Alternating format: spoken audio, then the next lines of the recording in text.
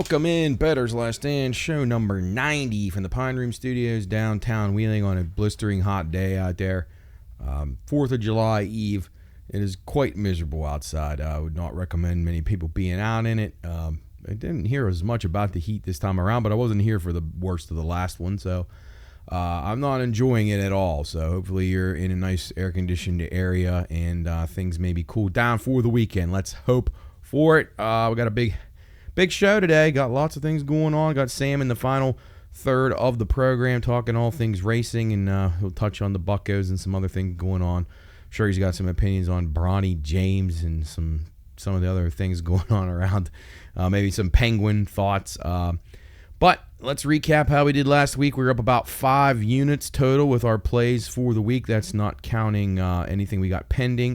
That's count golf, which it's a good thing we did because we weren't very good in the other stuff. So it was a rough week, but we did pretty good in golf. Had 2 guys dancing around the win, Thompson and Rye.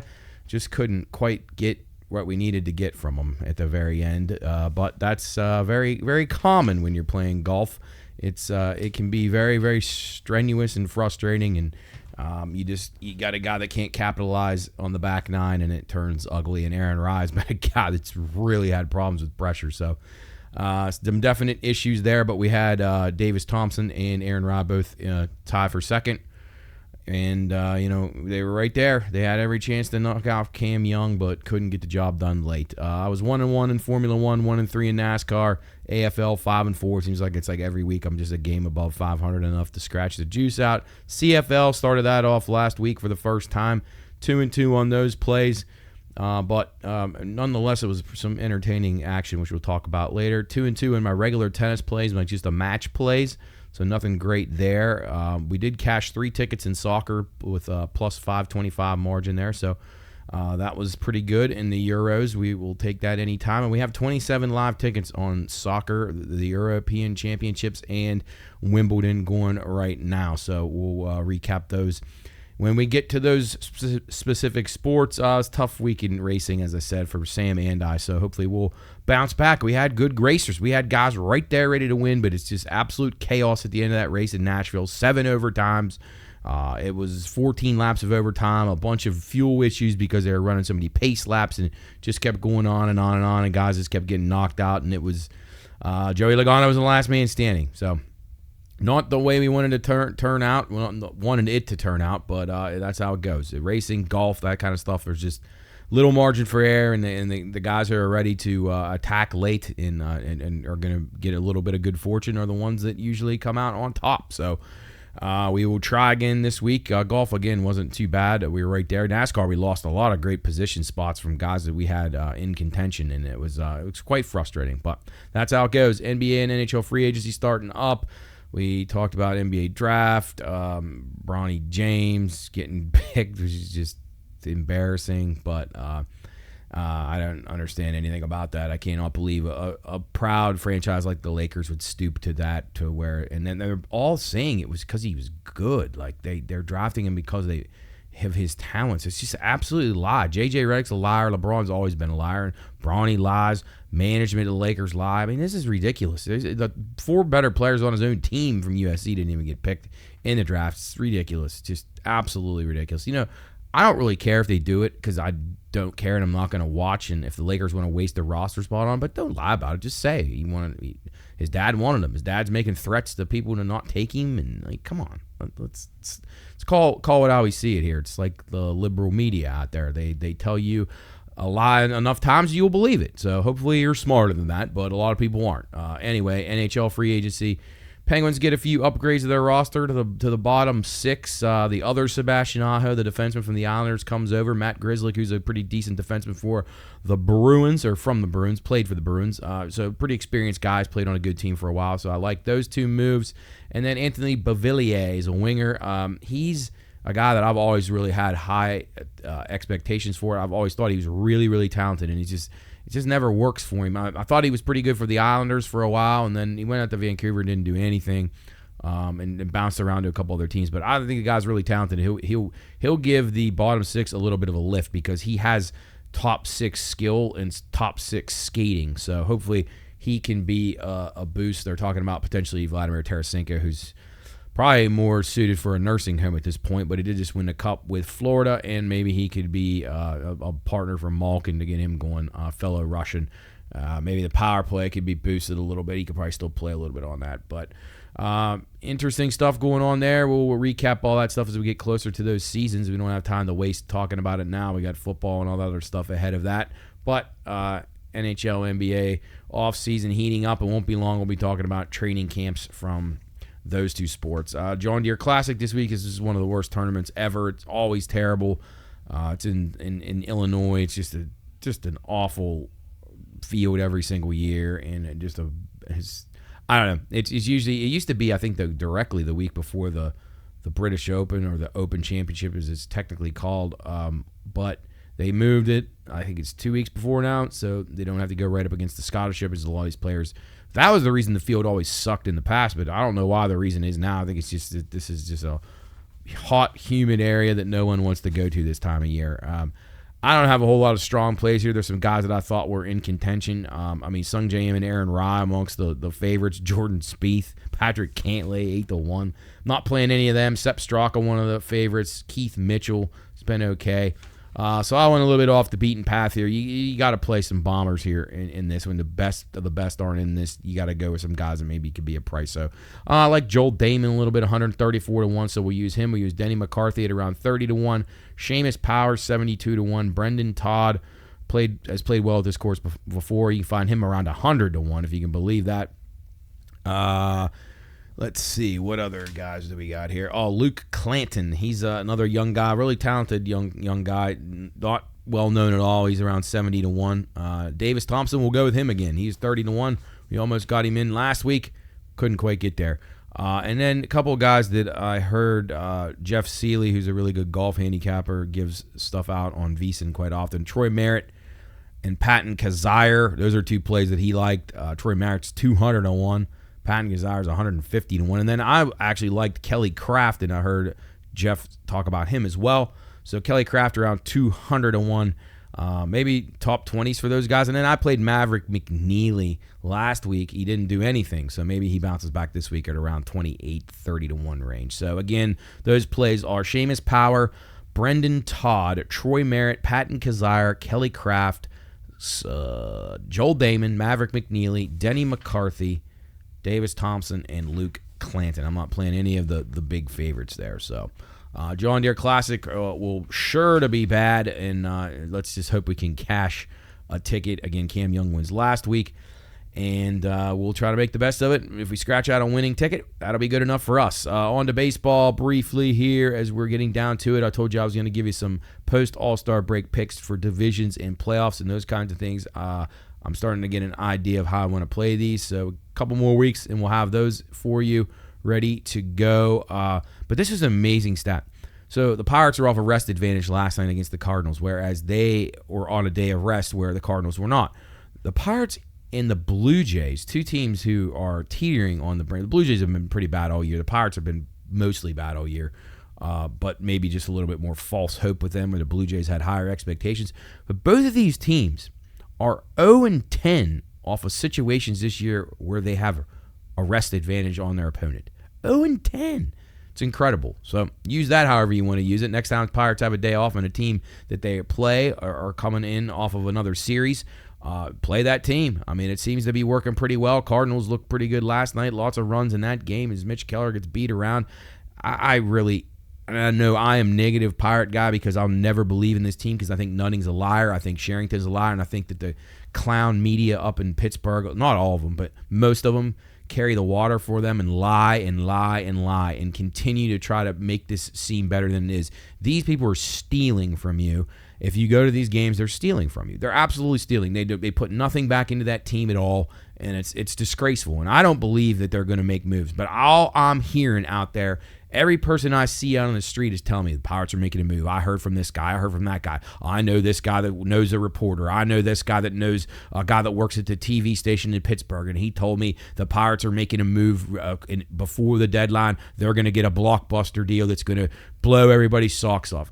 I don't believe that. I really, truly do not believe it. And the Pirates, they're not a good team. Like if you watch every night and you watch baseball every single night and you see the teams who are good, they are not one of them. They are, I can't even call them average. It's a stretch to get in. They're not average. They're 4 games below 500, so they're below average. And that's what they are, with a great pitcher, like an all-time great potential Paul Skeens.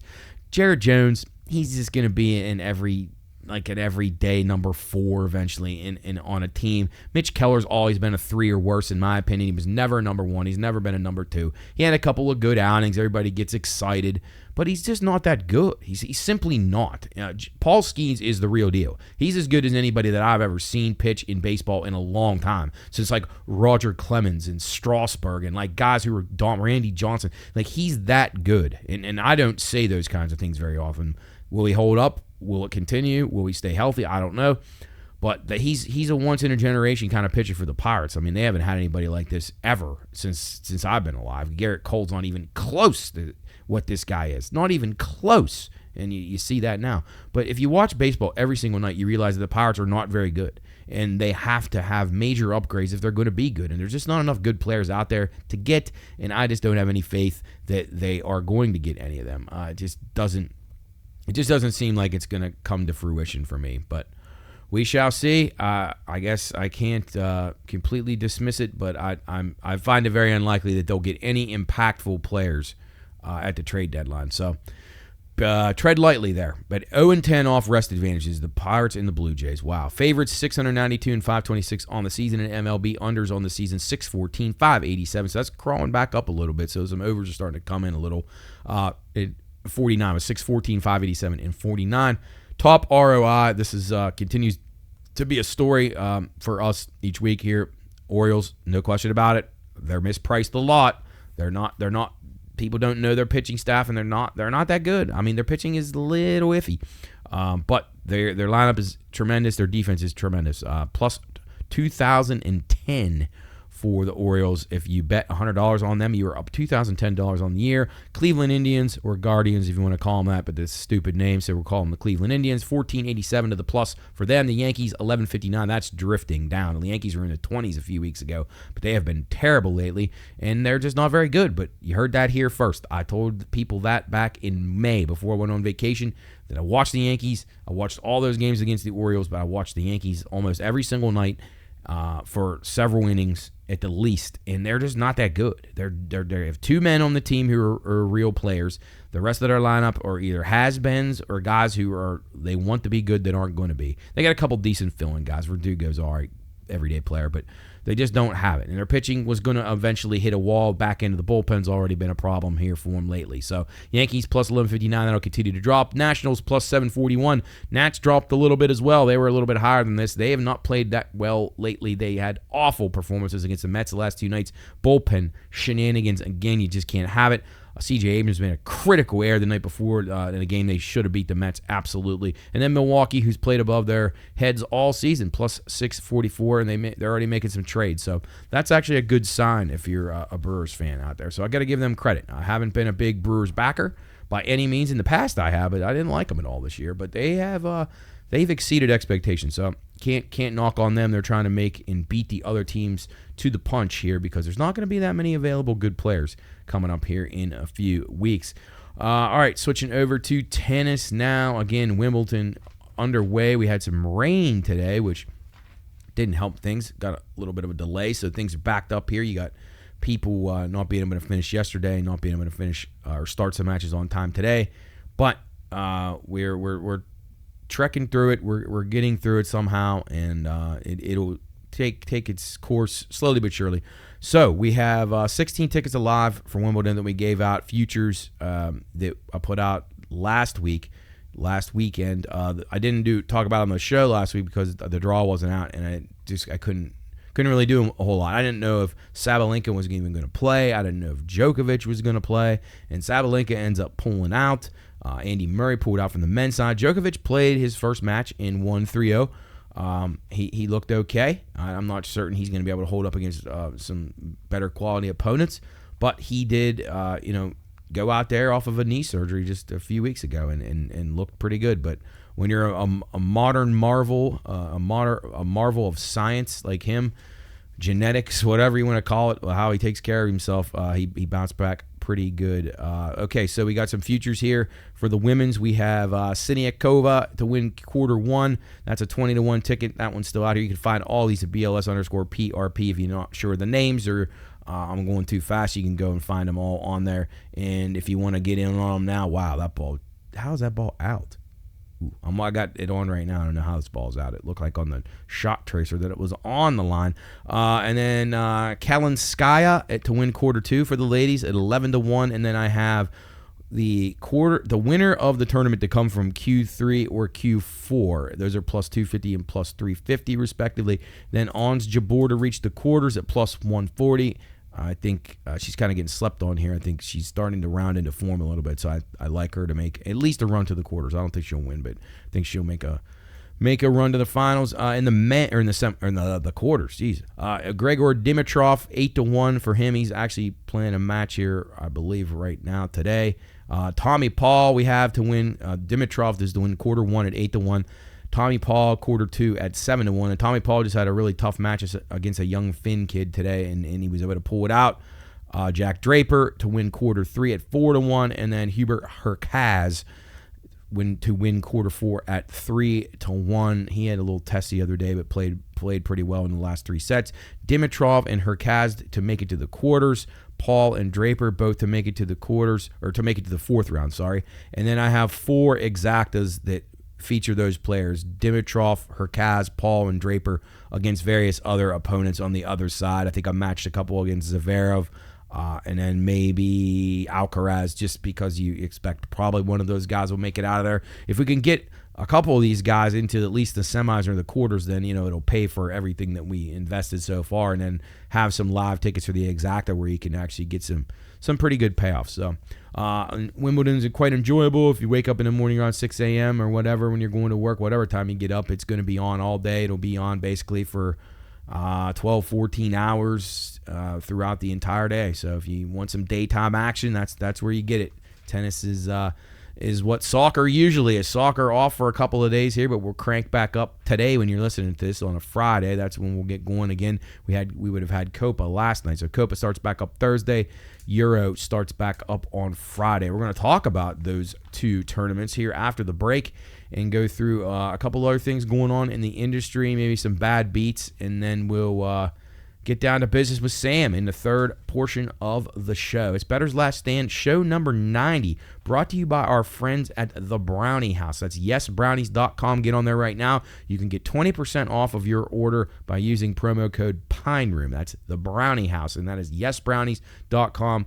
They are the best brownies ever, and I am not just saying that. They're absolutely exceptional, and you once you get them, you'll never want brownies from anywhere else. You'll never buy another thing of Betty Crocker or Duncan Hines. I don't even think Duncan Hines is a thing anymore, but any of those things that you would buy, you will never buy them again to make your own. You will buy these from the Brownie House. Get on over there right now, yesbrownies.com, and use the promo code PINEROOM for 20% off. We are happy to be partners with the Brownie House out of Morgantown, West Virginia, so you're helping out the local economy and the local business from down in the Morgantown area. All right, we're going to take a break here. Show number 90. It's Bettor's Last Stand.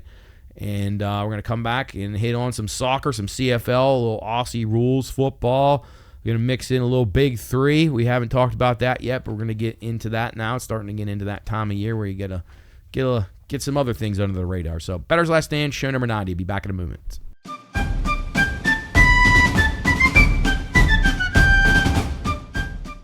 Reminder, this show is for informational and entertainment purposes only.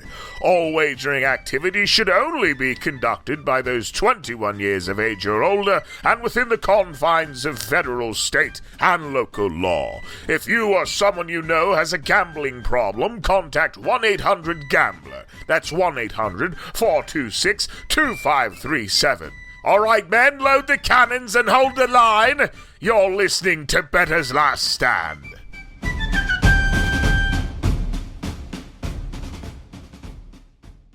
All right, welcome back in. Show number 90, Bettor's Last Stand, Pine Room Studios, downtown Wheeling.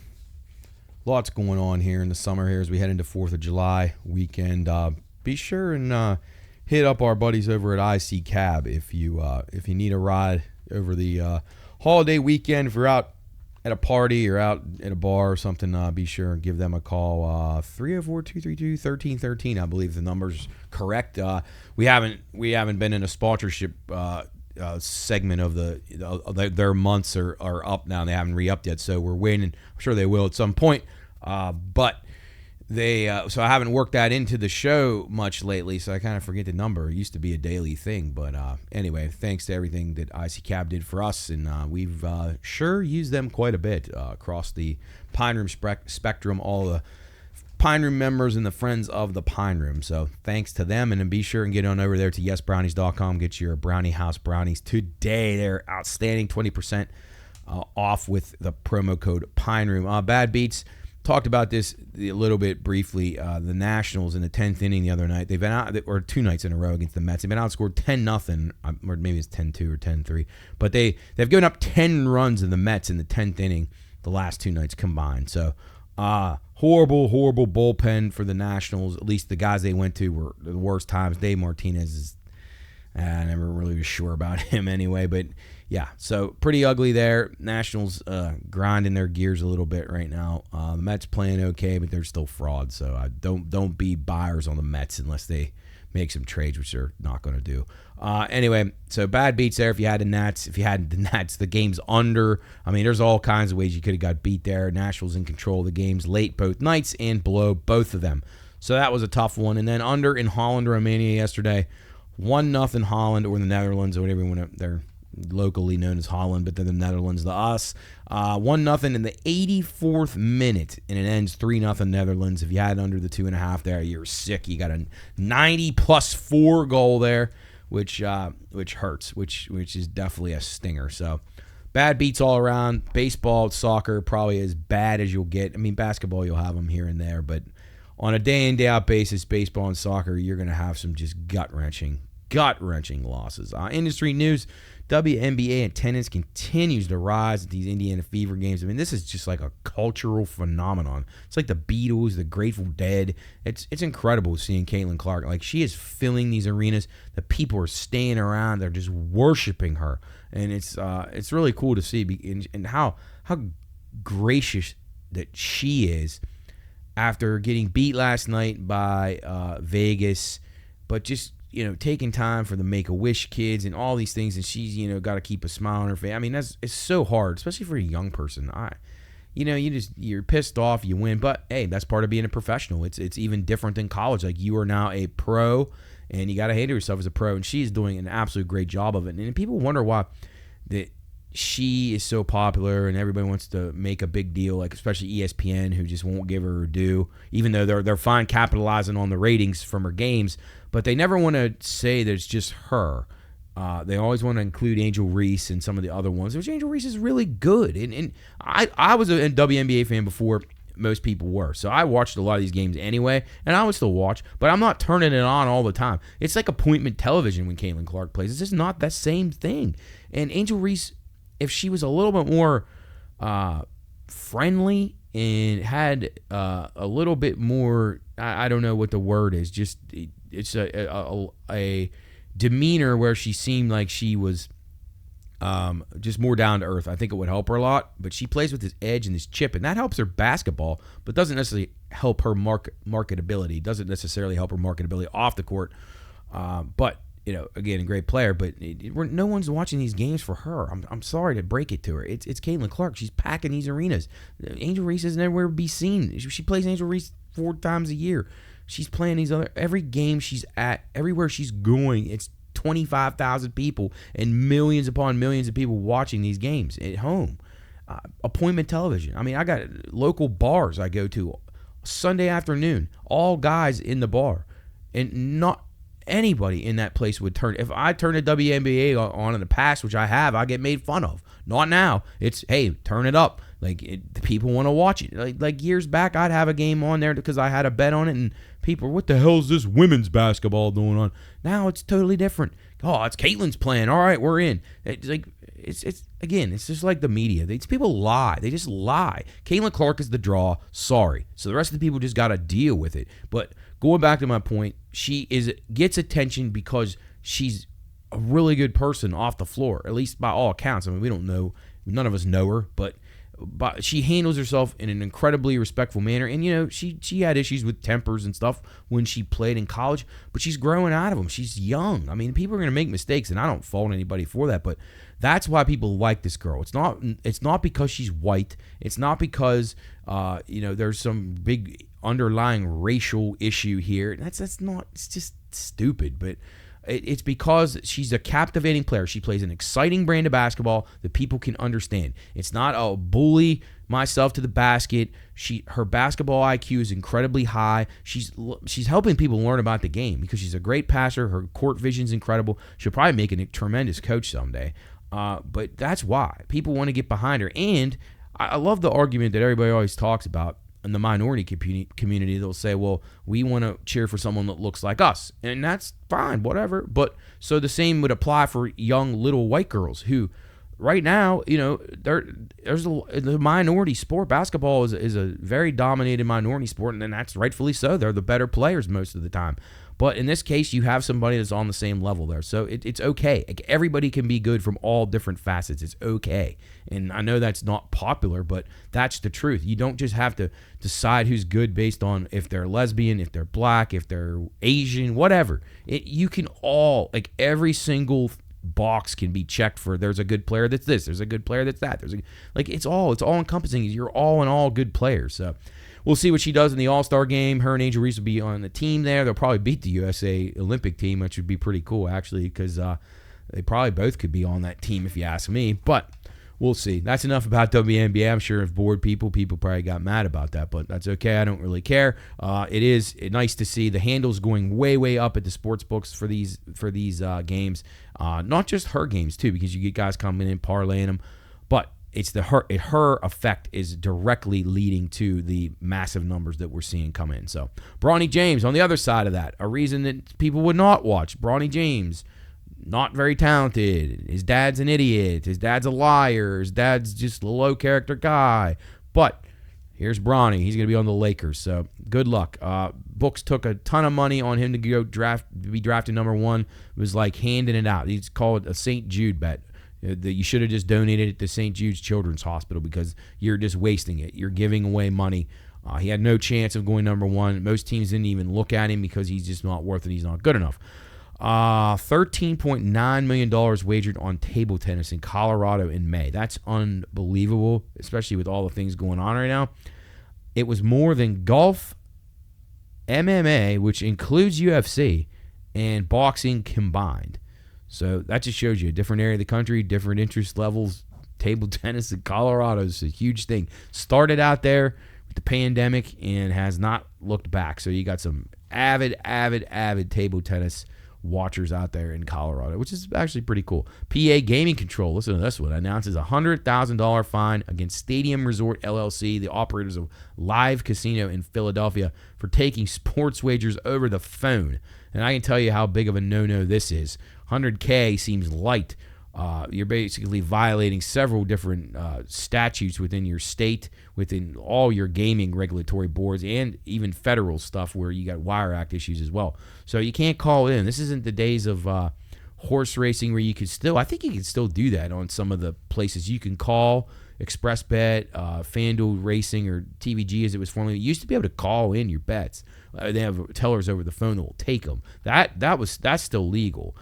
If you're in the state in which you're doing it, but not allowed to do that for sports betting. So PA Gaming Control slaps Stadium Resort LLC with a hefty fine there at Live Casino for taking bets. Hey, give me the Reds tonight. And I don't understand it because you don't have advanced account deposits, so there's no account to work off of. So basically, they're taking someone's word that they're going to come pay for this bet, at least from what I gather. So if that wasn't how it went, and I'm not certain, but I don't know how there was no deposit, there's no balance you can take the bet out of. So there's no money up front, and you're just basically saying, hey, so-and-so will be in a few hours to get his bet. Yeah, that's a tricky one there, especially doing it over the phone. You just can't do it. New Jersey becomes the first state to approve car jitsu. Yeah, you're right, car jitsu, as in jiu-jitsu. So the martial arts of jiu-jitsu is Jiu-Jitsu, a sport where fighters contest a Brazilian jiu-jitsu match in the interior of a sedan or car. I saw a few videos of it. Absolutely absurd. I have no idea. I mean, I don't care if people do it. It's fine if you win a bet. But how the hell do you make lines on it?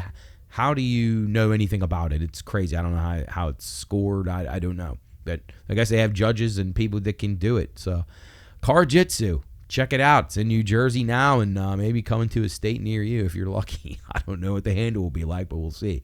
Bettor at Bet Rivers wagered $790 on the Iowa Hawkeyes to win the college football playoff at 400 to 1. Ticket pays $316,000. Well, I guess you're getting 12 teams in, so maybe you have a shot, but it seems pretty unlikely that Iowa will be the team standing at the end, but we will see.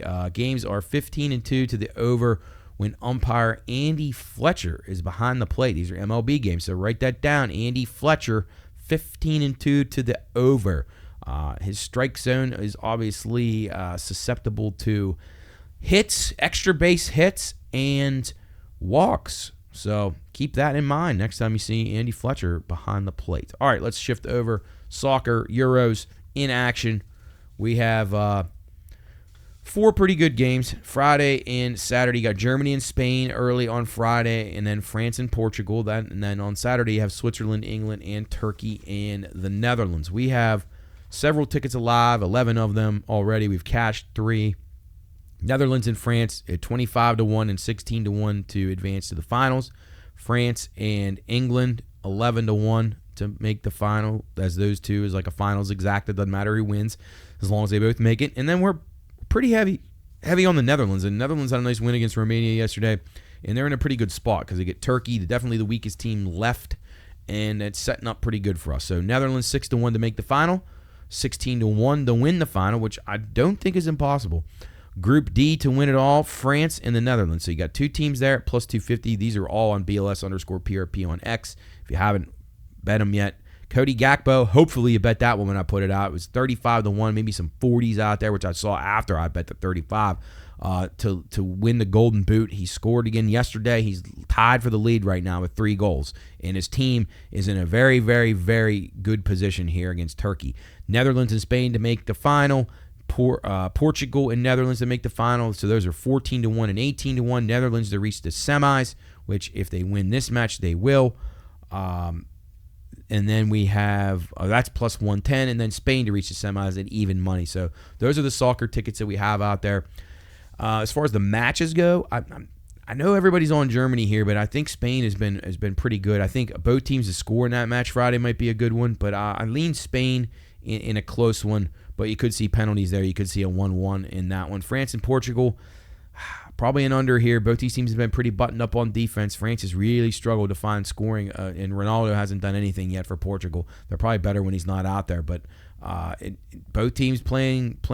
France not playing their best. Portugal is pretty sharp, although both of them really, really fortunate to advance with just the lack of firepower that they had. So maybe an under 2 there. Small lean to Portugal maybe, as they seem to have just a little bit more zip to them, but we'll see if Ronaldo can score a big one or Mbappe can score a big one. It'll probably come down to if one of those 2 guys scores, their team will probably win that match. Saturday's games, Switzerland, England, just a dead under here. If you can find 2.5s out there, I mean, I'd bet it in play under. I'd bet pretty much any which way. England is so bad. It's an absolute gift. The Slovakian guy shanked the ball off of his foot in the 95th minute.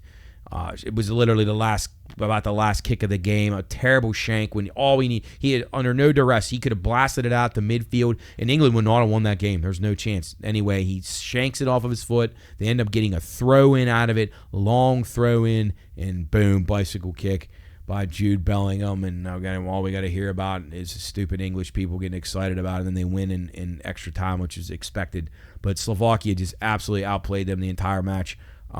Switzerland's pretty technically savvy, so I think it's a low-scoring game, and the Swiss maybe just have enough to get by England there, hopefully. And then Turkey and the Netherlands will be on the Netherlands here. This could be the highest-scoring game of those quarterfinal matchups. Netherlands pushes tempo. Dumfries up the right side. I mean, they attack, and then they got guys who can play pretty football. So we'll go with the Netherlands and over in that one, and hopefully the Netherlands can keep pushing on, and we could cash a couple of those nice Euro tickets that we have out there right now. All right, moving on. We'll go to CFL, Canadian football. We went 2-2 in these last week. We have a game Thursday, which you won't matter, but I would have had it on Twitter. So BLS_PRP, you can find all those picks.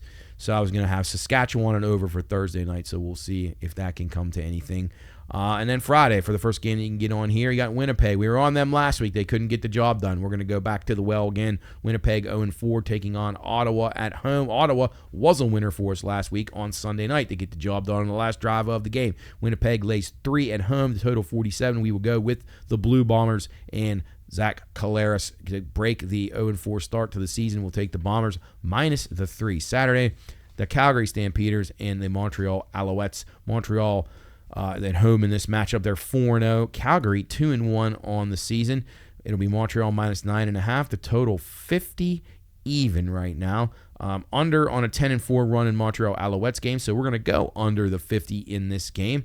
And a small lean to Calgary here. If I could get up to 10, I'd probably take Calgary. Nothing there yet for me, but if it goes to 10, I'll probably take a little nibble with Calgary, the Stampeders catching 10 on the road. But we'll go under 50 in Montreal and Calgary on Saturday. Sunday's game, BC and Hamilton. It'll be the Lions on the road at 3-1 against the 0-4 Tiger Cats, who let one get away the other night against our Ottawa Red Blacks, who we had. BC minus 5 on the road, the total 53. We will go with the Lions. I like them quite a bit here. Hamilton, not very good. BC playing good football right now. They have not been good for some time, but they're playing very, very well here to start the season. So we'll go with BC minus the 5 on the road at Hamilton on Sunday. So again, that is Winnipeg at home minus 3 against Ottawa, and then we have Calgary and Montreal under 50 on Saturday, and then BC minus the 5 on the road on Sunday against Hamilton. That is your CFL action for the week here on Bettor's Last Stand. Next one to talk about, Aussie Rules Football. We were above 500 again, so I can't complain too much about that. But I keep saying I'm due for one of these big breakout weeks where we hit like 7 or 8 of these bastards, so let's hope for it. Friday morning will be our first match. You may have missed this one, but it'll be Collingwood minus 9.5, total 167.5 as they are hosting Essendon. We're going to go with the Magpies here. They're 8-5-2 in the season. I like them laying the 9.5. I think they'll win this by at least 2 scores. Friday night, 11:45, first bounce on Eastern Time. Gold Coast and North Melbourne do battle. Gold Coast minus 16.5. The total 170.5. I didn't really have a play on this game. I'd seesawed around. I really don't. I leaned. I want to play North Melbourne, but I can't take just 16. I need a little bit more than that. Gold Coast isn't any good. They've won a couple games recently, but it's just a fluke. I probably lean to the over, but I don't have a really, really strong play on that one. So I'll continue to read up on it, see who the lineups are, maybe change something or put something up on Twitter if I like anything. Port Adelaide hosts Western, 11:45. Also on Friday, it'll be Western minus 1.5 on the road. Port not a home dog very often, 166.5. The total will be going over the total here and definitely taking Port at home. I think they'll get the job done. I like them, probably play them a little bit on the money line as well. With them catching 1.5, it'll be a little better price. Hawthorn in Geelong, early morning on Saturday or late night Friday, depending on how you look at it. Hawthorn comes in winners of 8 games this year, which is stunning to me. And Geelong got back in the win column last week, the nice victory. They're 9-6. They're without a lot of guys, but they got the job done. Defense is a big problem for them, though. So we'll go over 170.5 in this game. The Hawks and the Cats over 170.5. Carlton in GWS early morning on Saturday, 5:30 a.m. It will be Carlton minus 5.5 on the road. Total 163.5. GWS has lost 2 in a row. They've struggled. Carlton's won 4 straight, or maybe 5 straight. I think it's 5 straight. So they're playing pretty good right now. So we'll go over 163.5. Greater Western Sydney and Carlton. Richmond and Fremantle, 6:10 a.m. for this one on Saturday morning. It'll be the Tigers coming in at 2-13 and Fremantle at 9-5-1. Fremantle lays 43.5 points in this game. Can't talk you off of that, but like I said last week, Richmond plays hard enough that they can cover these numbers. So we'll go under the 165.5. Richmond game did go over last week, which hurt us, but we're going to take a shot that they get it back a little tighter against the Dockers and keep that game under 165.5. West Coast in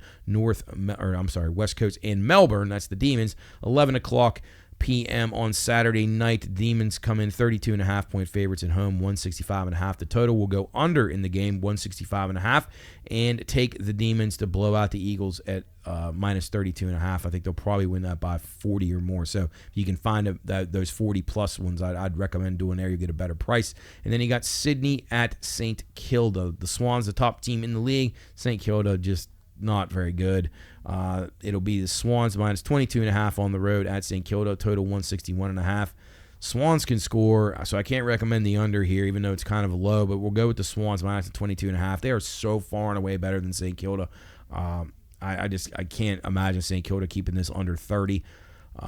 Just because Sydney's just right now they're the best team in the league, and they're proving it week in, week out. So we'll go with the Swans minus 22.5 on the road, and then the final game, Adelaide, the Crows on the road at the Brisbane Lions. Lions minus 28.5, 167.5 on the total there. Brisbane's caught fire. We were worried about them early in the season. Now they've won 4 in a row. They're at home here. Going to go over the 167.5. Slight lean to Brisbane at home on 28.5. Crows are not very good. They've really struggled this year. So probably lean to Brisbane there. I could see a 40-plus win there. I didn't love it because Brisbane can get complacent a little bit late in these matches and take the foot off the throttle. But I'm sure you're going to hear Country Roads a few times if you tune in, and you'll hear Charlie Cameron pump a few through the uprights, and the Country Roads is his touchdown song, so to speak, if you're going to put it in terms of American football. So, all right, let's go through the plays again. It'll be Collingwood on Thursday minus the points. Port Adelaide plus the points or money line in the over 166.5 against Western. Hawthorn and Geelong over 170.5. GWS and Carlton over 163.5. Richmond and Fremantle under 165.5. Melbourne minus the 32.5 against West Coast in that game under 165.5. And the Sydney Swans minus 22.5 over St. Kilda. Adelaide and Brisbane over 167.5 in the finale, and a slight lean to Brisbane there in the spread of 28. That'll do it for the AFL roundup here. We got a couple more minutes left, and then we're going to be talking racing. But we're going to go through Big Three. We haven't done anything with this yet. I liked it. I like this league a lot. I've liked it for a few years. I've really started to follow it closely last year, and I'm kind of interested in the games this year. So we're on week 4 right now. Just wanted to let them get a little bit settled in, start to see who's who, which teams are coming together pretty well. I watched a little bit of this last week. So we got these games coming up here. The Three-Headed Monsters and the Trilogy. It'll be the Three-Headed Monsters minus 2.5, the total 92.5 there. Three-Headed Monsters on the season are 1-2, and the Trilogy are 0-3. Now I have a play on this one. I'm going to take the Trilogy plus the 2.5 versus the Three-Headed Monsters in the over 92.5. Steven Jackson's the coach of the Trilogy. They've had some tight losses here, so I think they're playing better than their record indicates. And I would say that the Three-Headed Monsters are not quite as good as they seem to be, which is actually they only won one game, so not much difference there between those two teams. Tri-State and the Enemies. It'll be the Enemies minus 2.5. Tri-State, of course, catching the 2.5, total 92.5. Also have a play on Tri-State here, plus the 3.5 against the Enemies. Dr. J is the coach of Tri-State. I like Dr. J. I thought he did a good job coaching this team last year, so I think they'll be a team that will gradually get better as the season goes on. So we'll take Tri-State plus the points there against the Enemies. So we got 2 dogs to start us out. Then we got the Triplets and the Aliens, and the Aliens will be catching 3.5 from the Triplets, a total 91.5 here. I don't have any play on this one, so we'll pass on that one. The next one we have the Ball Hogs minus 2.5 against the Power, total 94.5 in this game. The Power come into the game with a 1-2 record, and the Ball Hogs are also 1-2. But I like Nancy Lieberman's coaching style here for the Power, so we're going to take another dog and take the Power plus 2.5 over the Ball Hogs with Nancy Lieberman leading them there. Three's Company and the Ghost Ballers. Good matchup here. Three's Company minus 2.5. The total 94.5. Ghost Ballers are 2-1. Three's Company also 2-1. No play on this one for me. I thought this was too tough to figure out there. And then Bivik, who I was really high on last year, and they didn't play very well, but they're starting to play pretty well this year. They're undefeated. They'll take on the Killer Threes. It'll be Bivik minus 4.5. Sorry, 93.5 the total there. We're going to go with the Killer Threes plus the 4.5, though. I'm going to take the other side there. I think they hang in just close enough, and I think it'll be a really good game. Bivik, coached by Gary Payton, which is tough, but I do think the Killer Threes will hang in this game, make it a 2 3-point game. So we'll go with 4 dogs here in the big three this week. And if you remember, the Enemies won the league last year, followed by preceded by back-to-back wins by the Trilogy in 21 and 20. Or 21 and 22, and then you had the Triplets in 19. There was no league in 2020. The Power, and then the Trilogy way back. So the Trilogy have won this 3 times, and we'll be backing them this week. The Enemies are the favorite right now to win it all. Them and Bivik are both 3-0. You can find them around 5-6 to 1. Three's Company around 7. Bivik around 7. Ghost Baller 7. It's a little early to get anybody too excited about any of these teams. The Power at 12 to 1 interests me a tad, and Trilogy at 10 to 1. So we're going to go with the Trilogy plus the 2.5 and the over against the Three-Headed Monsters. And then we're going to go with the Killer Threes plus 4.5 and the over against Bivik. And then we're going to go with the Power plus 2.5 against the Ball Hogs. And then Tri-State plus 3.5 against the Enemies. So that'll be week 4 in the books for Big 3 basketball. I believe they're in New Jersey, I think, this week. They were Baltimore last week, which I actually want to go to one of these sometime. But, yeah, New Jersey this week. I want to say maybe Newark. But, yeah, lots of good action. If you want to check it out, I recommend it. I know it's hard to find time.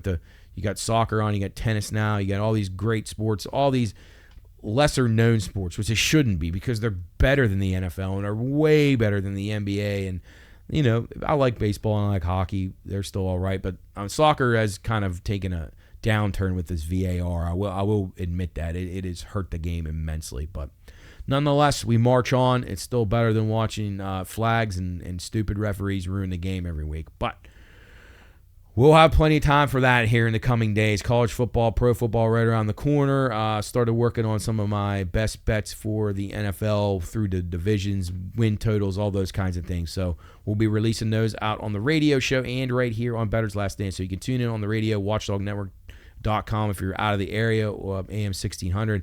If you're in the area, check it out, watchdognetwork.com. We're on Monday, Tuesday, and Friday. You'll hear all kinds of breakdowns from sports and all kinds of other things across the gamut of the world. So anyway, we're going to take a break here. Bettor's Last Stand, show number 90 from the Pine Ridge Studio. Be back, talk racing, some baseball, a little free agency with Sam the Man from Upper St. Clair as we take you in to the 4th of July weekend. It's Bettor's Last Stand. We'll be back in a moment.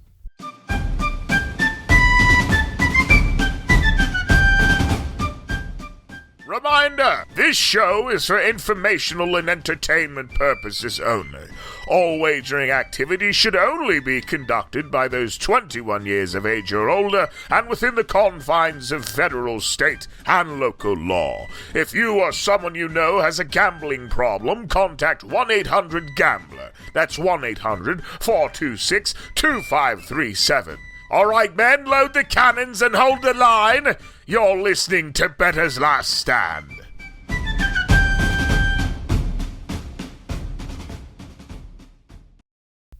All right, welcome back in. Bettor's Last Stand, show number 90 from the Pine Room Studios in Wheeling. Join us now from parts unknown, or known as Upper St. Clair. It's Sam the Man. He had to make some things happen at work to shake free on this 4th of July Eve to join us today. Sam, thank you. It's always a pleasure to see you, my friend. Are you off work tomorrow? I am. I'm off work until Monday, man. Oh, so good. I'm a free man. Awesome. 4-day weekend of Bucko baseball. You got to be excited. Hey, I'm going to the game Saturday. So. All right, good. Well, what's your record? What's your recent record? 2-0 this year. 2-0 this year, 0-5 last year. Okay, all right. Well, so still under 500. Nothing needs to give you season tickets because they need every win they can get right now. God, are they in a fucking battle right now? Yeah, we'll talk about them here in a couple minutes, but let's start with the open wheel boys here. As we had 2 races on the card last week. And once again, the F1 races are starting to get to where you can't just put it on cruise control anymore. It's now a potential to make some money. It's there's different guys that can win. As George Russell comes out of the woodwork, kind of. We were talking about him last week about how he hasn't been really showing up as well as we'd hoped, and here he goes, shutting us up. He leads 8 laps and wins in Austria. What did you think? I can't believe I'm saying this, Matt. I was saying it a couple weeks ago. F1 is boring. I can't believe it's so boring. Max drives around, dude. In like a span of a month, they have turned this thing around into a dogfight. And honestly, McLaren, Mercedes, all those big four are keeping me in tune to what's going on, and I love it. This British GP, Matt, it's going to be something good. I really think it's going to be good. Hell yeah, because you got British drivers, which we'll talk about momentarily, one of which that won last week. But yeah, the McLaren and the Mercedes programs deserve most of the credit for making this happen. Ferrari had always kind of been right there, but they fucked themselves up, and it's really they have the equipment and the ability, but it's usually some sort of driver fiasco that does them in. But even they've been okay. And then you bring 2 other teams to the table here, where you're having the 2 drivers from both teams. They're now outperforming Red Bull as a team, as a total unit, because you're getting nothing out of Sergio Perez in the recent weeks. He's about ready to head for the retirement community here. As a 7th place finish out of him. I thought for sure when you had guys having issues up there, some of the top guys, Lando Norris finished dead last in this race. Charles Leclerc finishes 11th. I thought for certain that I could cash that bet Sergio Perez top 6, and he still let me down. I don't know what they saw or what they took away from giving him that extension, because I know that they want to fill the seat and have it a solid thing, but he hasn't done anything to get that 2-year extension. No. And now I don't know how these contracts work. I'm sure that they could call a lawyer and he's done, but it's just very odd that they made that move. And Matt, he's nowhere. No, he's nowhere to be seen right now. I feel like he was racing better when he wasn't sure about his status, and now that he is, it's like he doesn't even care. I mean, he can't qualify. He can't. Nope. He can't do anything in a sprint race. He can't even contend. I mean, he's backing himself up to Lance Stroll level here. I mean, it's getting bad right now, and you're starting to see things like, I mean, I wrote some of these things down, some of these notes. I can't tell you the last time, and it's been the last couple of weeks you've been seeing it. Ferrari double top 6 is plus money. I mean, that was unthinkable the last 2.5 years, and now it's plus money, and it's plus money for a reason, because it's unlikely to happen. It's because of him. Isn't that crazy? It's just like, Matt, if the Ferraris or them in particular, if they have a good finish, it's almost a guarantee that there's going to be at least a DNF in one of those cars the next race, and they're going to be out of the top 5 in the next one. You can't run any momentum off of what the Ferraris do, because they just always seem to shoot themselves right in the foot. They do, and Charles Leclerc will probably, since he had a bad outing last week, he'll probably be on the podium this week, because they can't possibly do back-to-back weeks of anything for them is tricky. Coming into this race, Max, of course, is the returning champion, but you had 3 Brits finish in the top 5. You had George in 5th last year. You had Lewis in 3rd and Lando in 2nd. And wouldn't you agree that all 3 of those guys right now have better cars than they had last year? Absolutely, and they all have way more momentum than Max has. Max is the one that, I can't believe I'm saying this, he's digging himself out of the hole. Right. That's why I'm so excited. It's like, oh, they're really going after Max. I think that Lando Max tussle was kind of a nice little visual of like, oh, if you go at this guy, he'll either make the mistake or he'll do something to cause an issue, and then it's like, George Russell was not supposed to win that race. No, he wasn't. There's no chance he was supposed to win that race. And Verstappen has no backup help now. He has no team. So they're going 2-on-1 against him all the time, and they can gang up on him. And I remember Fernando Alonso, when he had his little run last year, when he was up in contention, for podiums and things, and he said a couple times in interviews that he was going to go so aggressively on the first lap at Verstappen because he thought that was the only chance. He said anybody can be vulnerable if you're putting pressure on him. But the problem is once we go half a lap, he blows us away and we can't catch up. So we only have like one chance at this thing. So now you're seeing the cars actually being able to get close enough to him throughout the race in different times. And they're being aggressive. In to his defense, he hasn't had to defend a lot of that in recent years either. No. So it's new to him, and now you're you don't want to say you're in his head because the guy seems incredibly calm. His heart rate probably didn't even increase during that. Mine did, but mine did. Mine did. But yeah, so now Max is definitely up against it. He's minus 170, which is a playable number, but it's not as easy as it once was. As you got Lewis now around 16-1. George coming off a win around 15-1. Lando around the 3-1 range. Oscar now in the 12 to 13-1 range. I don't know what to think here. I mean, qualifying is going to have a lot to do with who ends up on top here, wouldn't you say, Sam? And then does Ferrari bounce back as we talked about earlier? I think the two with the most momentum are both McLarens. I should say Mercedes also, but in particular Lewis Hamilton. Yeah, I agree. I think that is the finish that he needed to just, I don't know, reassure is the word, to just remind himself that he is a 7-time champion. He's very good. Yeah. I mean, he was driving awesome, but I just think that the momentum is with the two the Mercedes team and the McLaren team, and I think Max is really going to have a hard time at this race, Matt. I really do. Yeah, I would agree with that. Carlos Sainz won this race 2 years ago, so I mean, There's another factor there if the Ferraris get their act together. I mean, Max could be trying to fend off 3 different teams with 2 adequate drivers, whereas Sergio Perez would be 8th or worse probably at the time, giving him no relief, not even being able to compete in this race. I hope I'm wrong, but it doesn't seem like it. I would try to look for anybody outside of these top teams to be able to be contender, but it's really not. I mean, you may be able to find somebody in the top 10. Now, I did find it interesting, and I want to see what you think. I thought this was an interesting bet because they have run decent here in the past, the Williams team, and I looked at Williams, the double top 10 at 50-1. I know. I don't know if I could pull the trigger on it, but it was a little tempting. The thing that fucks me up with that is I know that Sargent finished right outside of the top 10 last year. And that's like his best finish ever. Ever. And it's like, man, if he could just... Yeah, he can't. It's not, Matt. It's not possible. I can't... Just because of him, yeah. Because of him, you're right. It's not even these other drivers. It's just him, man. Yeah, he's... Like, P11 is your best finish. How about of all the teams, McLaren, Red Bull, which Red Bull is probably at the worst odds of these 4. Out of the 4 big teams, Mercedes, Red Bull, McLaren, Ferrari, who are you most confident in of a double top 6 performance? McLaren's. Easily the okay. McLaren's. Right. I was going to say the thing that worries me with Max is that when everyone's coming at him, you'll have George coming at him, you'll have Lewis coming at him, you'll have Lando, and you'll have Oscar. Right. So that's 4v1. In the McLarens, they seem to have figured out how to keep both of the cars up there. Not just have Lando up there and Oscar around like 5, 6, 7. It's like, no, Oscar's in the top 5.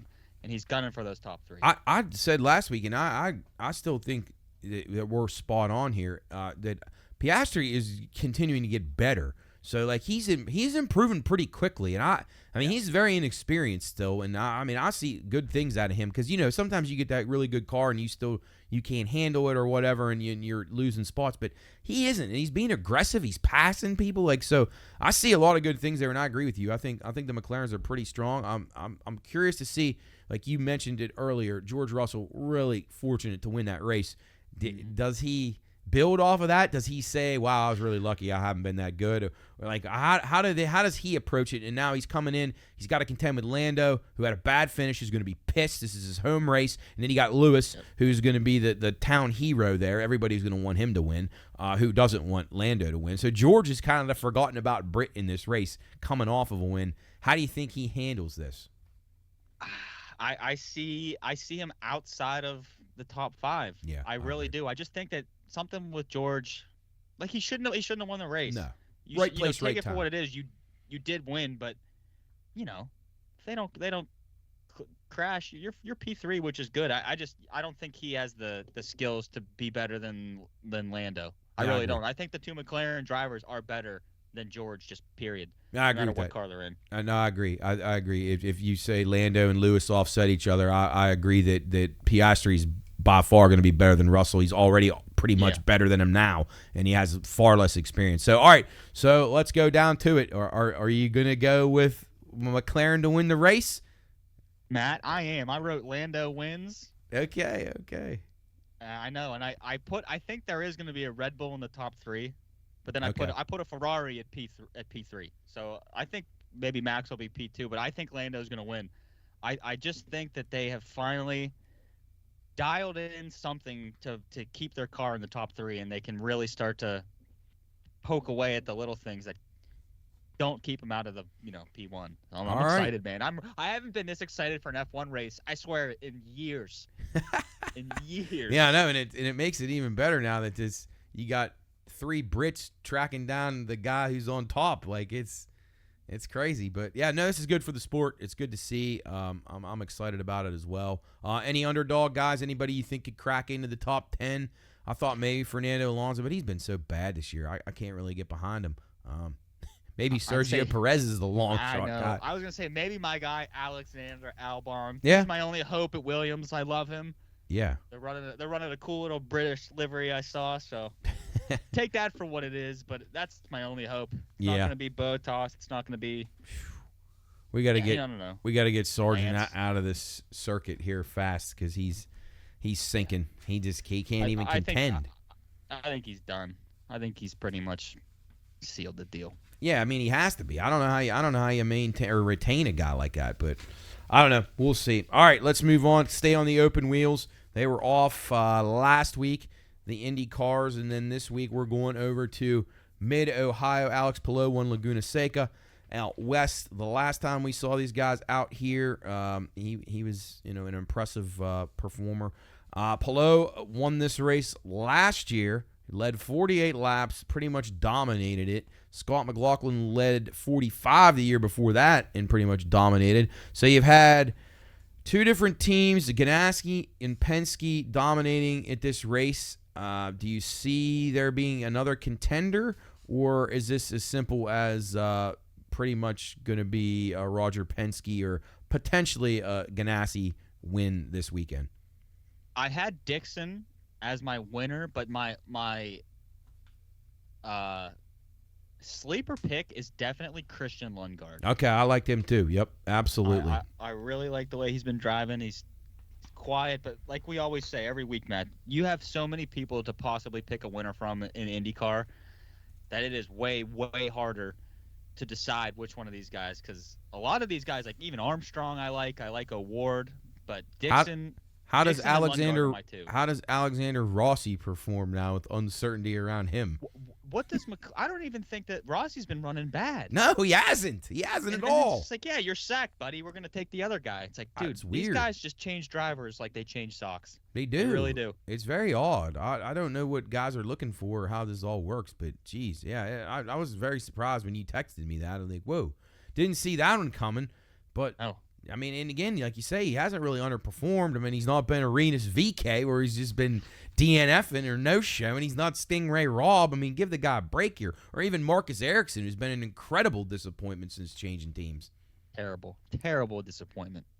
Any other dark horses? Anybody that you thought maybe? I don't know. I thought maybe Colton Herta, but I don't know. Matt, I know exactly what you're thinking with Colton Herta.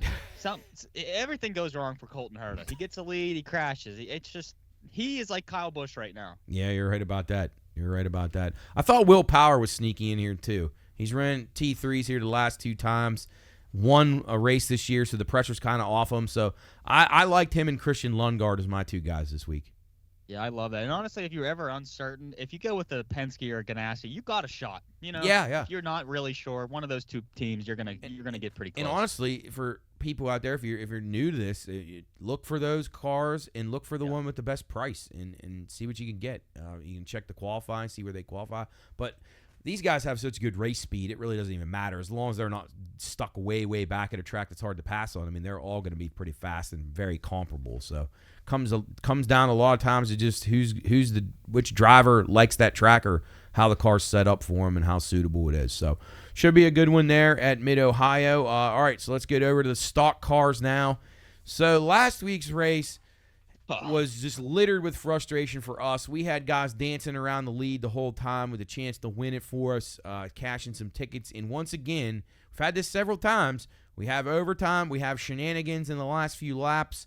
And this was as bad as you've ever seen. I mean, for the action, for the person who just likes the action, it had action. I'll give you that.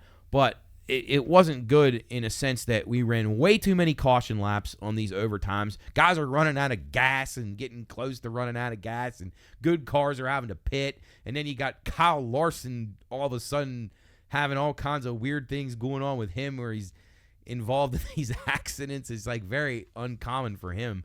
But yeah, and Joey Logano comes out, a guy that we've backed here for how many weeks, and he can't get the job done. Then the week that we don't have him, he comes through, Sam. So many things happened in this race that I was just mind blown. Matt, when they did that one restart, was that the worst restart you've ever seen? Literally told Chris and my brother, I wasn't even sure in fast motion that they actually crossed the start-finish line before those cars wrecked. I didn't even know. And they barely did. There was only like 2 cars that passed it, and everyone else hadn't even got the green flag yet, and there was a wreck.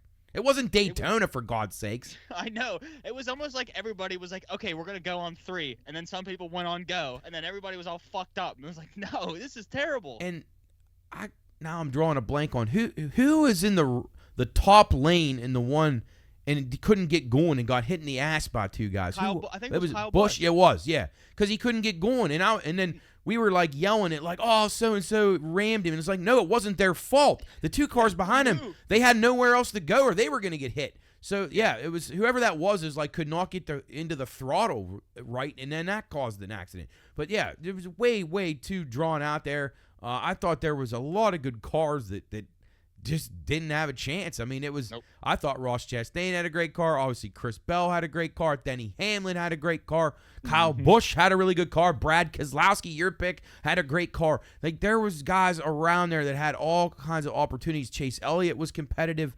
And then, boom, here we go. Wreck after wreck after wreck after wreck. I had Tyler Reddick. He almost pulled it out there, but he got shuffled so far back in some of those, so he had to make up a lot of ground. He made a nice try at the end, but couldn't get there. And then in the end, Logano and Zane Smith with the big top 2 showing there. Ryan Preece, you get some guys up there you didn't expect. Bubba, who was having a rough day, ends up getting the top 7 out of the ordeal. Yeah, it's like even like a Hemrick and a Gragson and dude, it's just you don't see those names at the end of the race, and when you do, you know something fucked up. Or you're at a super speedway and everybody else crashed.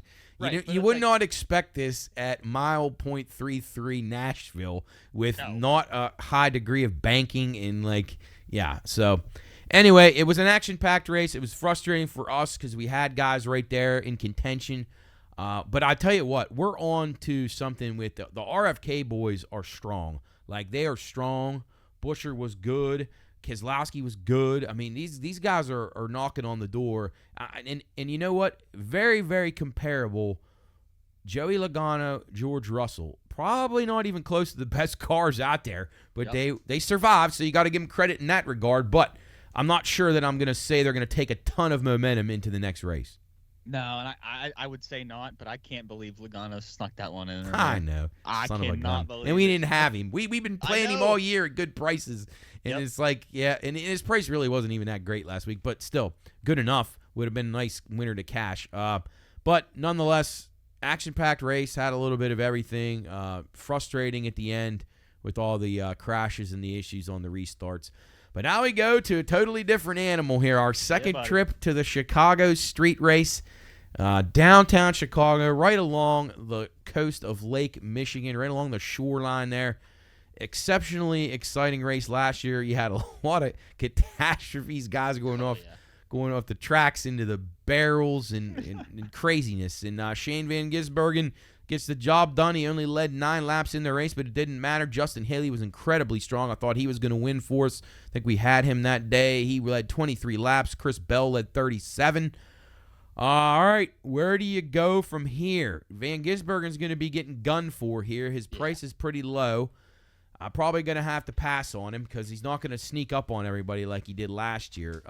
First of all, let me ask you this. Do you think that with the data available and the fact that these guys have been on this track now one time, do you think we'll see less of the mishaps that we did last year? I definitely think less mishaps and more confidence with those drivers, but Van Gisbergen for 10-plus years drove circuits just like this. Right. He won multiple championships. I don't think he's gonna – it'll probably make him drive better if these guys are really gunning at him. Because, dude, he dominated them on this track last year. Yeah.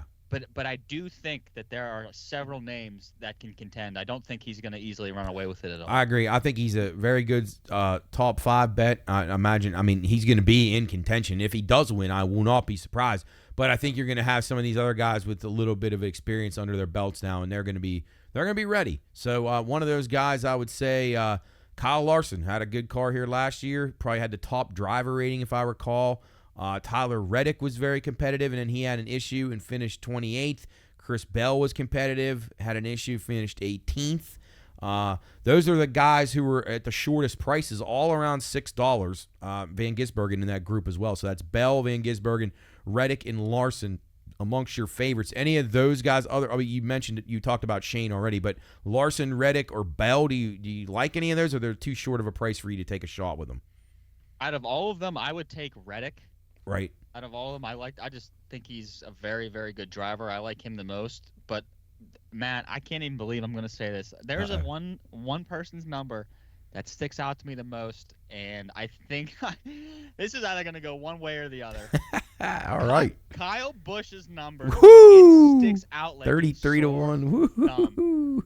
All right. He has been struggling so much these last 2 seasons, but these last couple weeks, Matt, he's been up in the front. Right. He's had good cars. And he's a good road course racer. Fifth here last year. He just has like a little bit of space where somebody's not right next to him. Right. I think that, like in a truck series race, when they race on these circuits, he dominates. Yes, absolutely does. Dominates. He's a guaranteed win. I just think that Kyle Busch, that number sticks out to me more than anybody's number.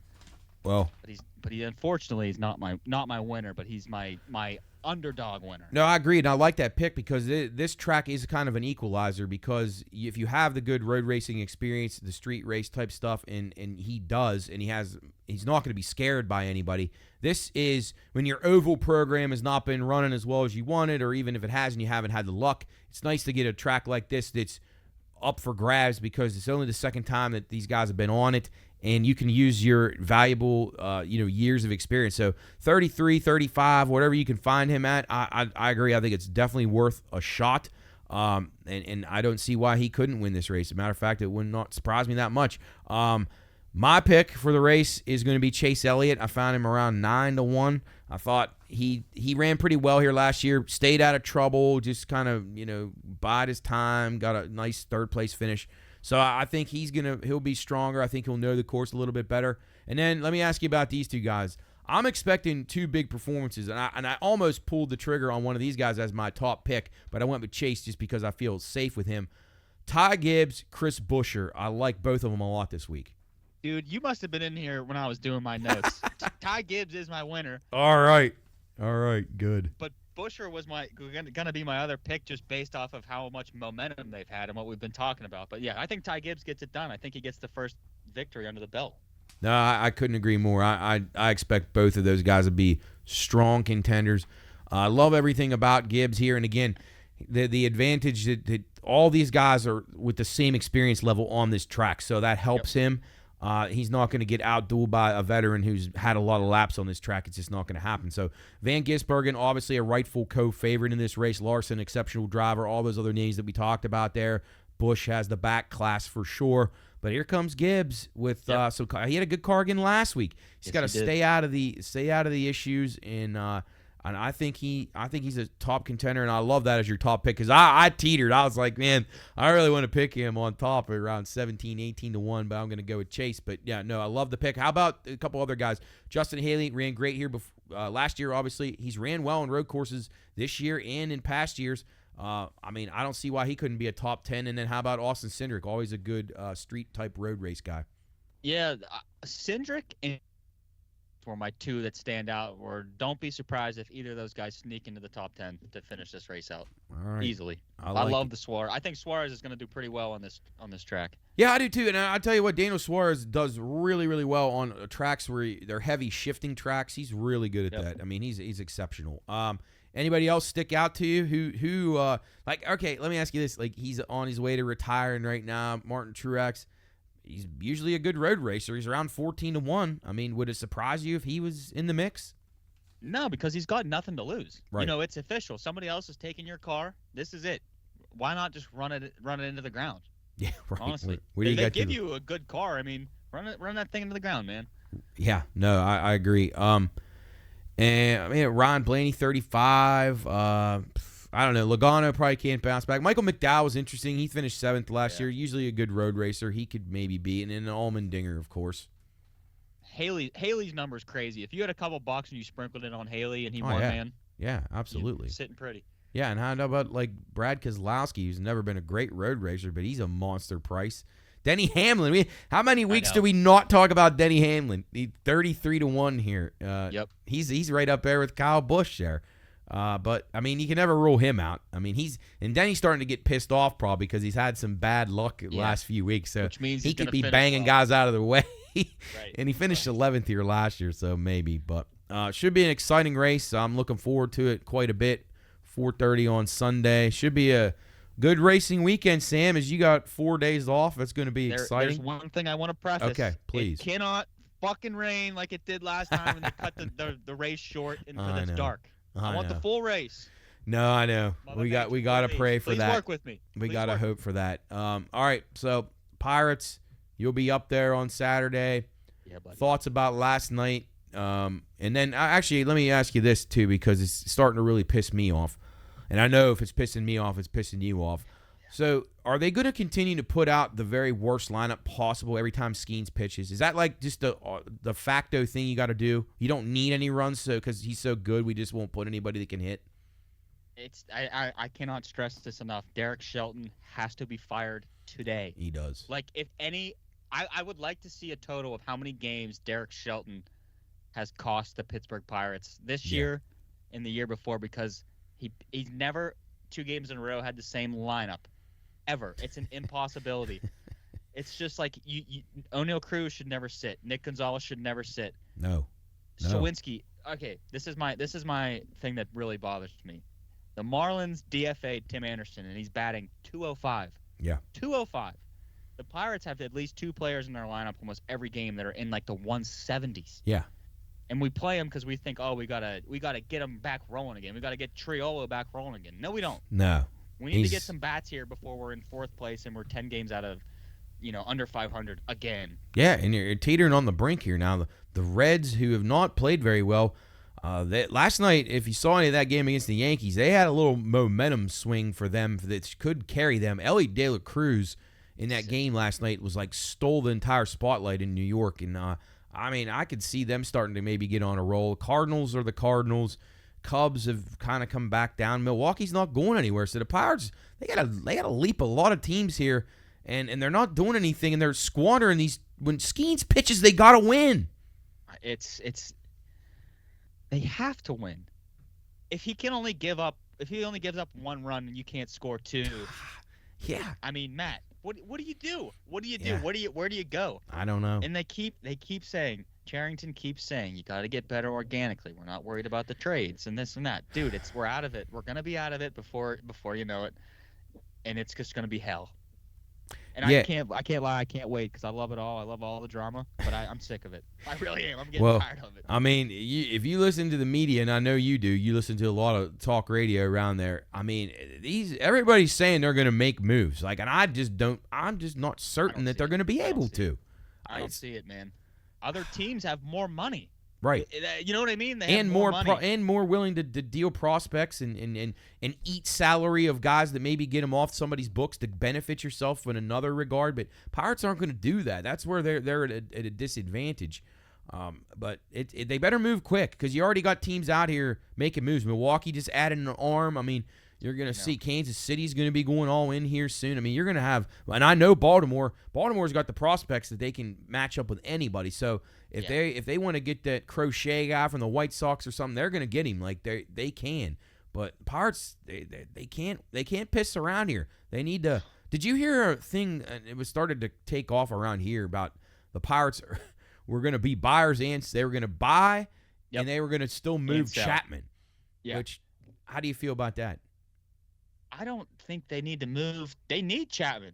I agree. A lot of people say no, that they can move Holderman into that role, but I think you need a 7th, 8th, and 9th ability, and especially with Bednar, not certain of what his status is going to be down the road.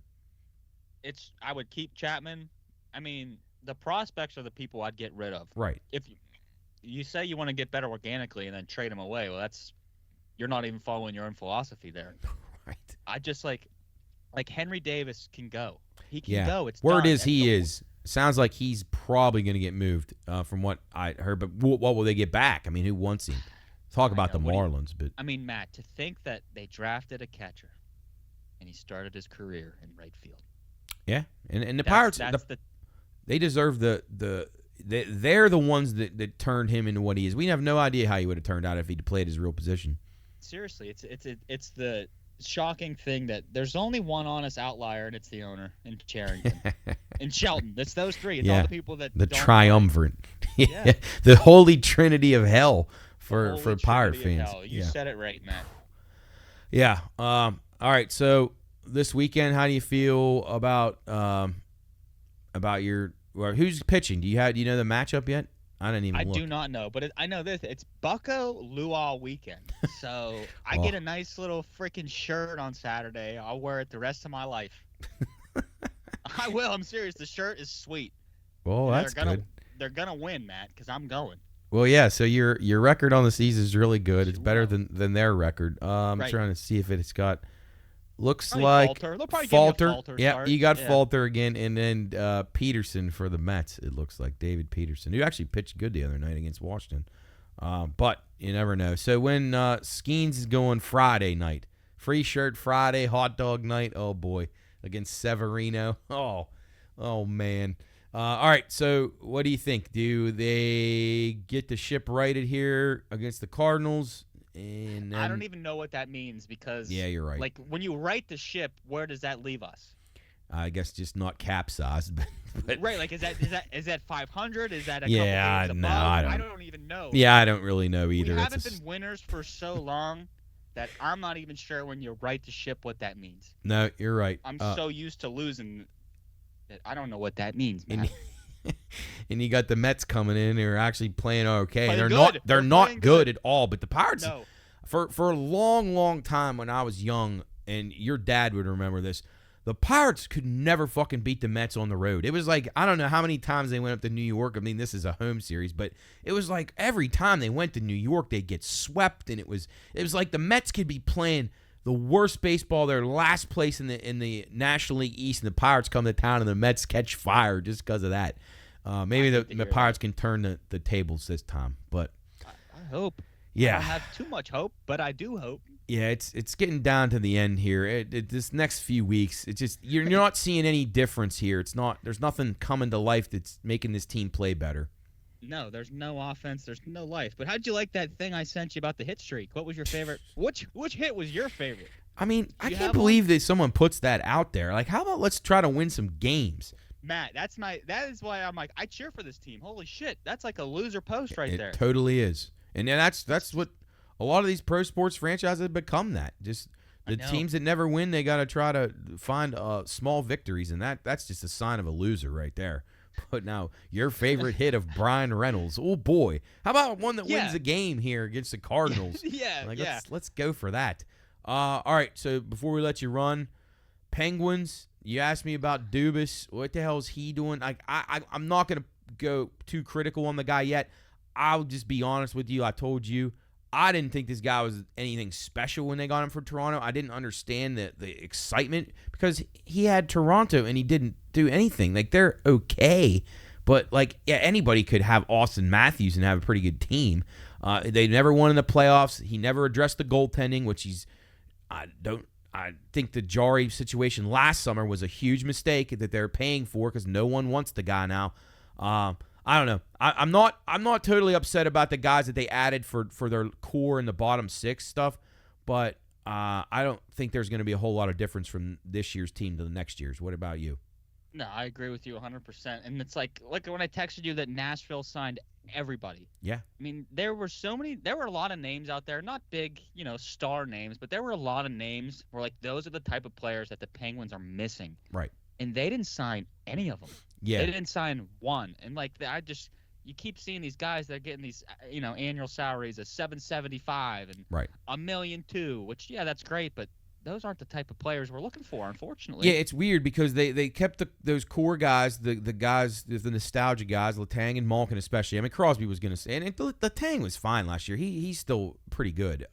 Don't get me wrong, but they wanted to do that route to bring in Carlson, and you got to hope that there's going to be a bump, a second year, that a lot of these guys are going to bump back up and play. Obviously, Crosby was good, but Dubas looks like he's trying to stockpile picks and just get like the roster rounded out with as cheap as possible to just try to get through to down the road. And I mean, it's just weird because the ownership group went the other direction where they kept all the veterans, the old veterans, and now the general manager's kind of in a tough spot because he can't move any of them. At least they got rid of Riley Smith, but he's kind of stuck. He can only do so much. I thought Beauvillier was an all right pickup. He'll be a good bottom six guy because he can skate and he's pretty talented.